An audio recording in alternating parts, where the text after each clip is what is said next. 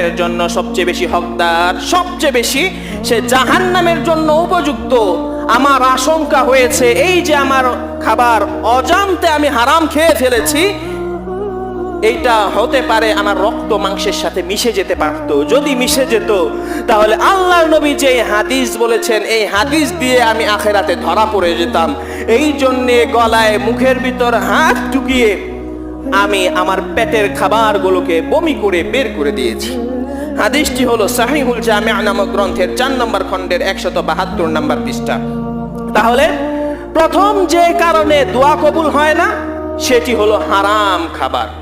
হারাম খাবার যদি কেউ খায়, চাই সেটা হোক সিগারেট, চাই সেটা হোক বিভিন্ন মাদক দ্রব্য, কিংবা হতে পারে অন্যান্য যত জর্দা টর্দা আরো যা কিছু আছে, এই জাতীয় খাবার যদি হয়ে থাকে তাহলে তার ইবাদত তো কবুল হবেই না, বরং তার দোয়া পর্যন্ত কবুল হবে না।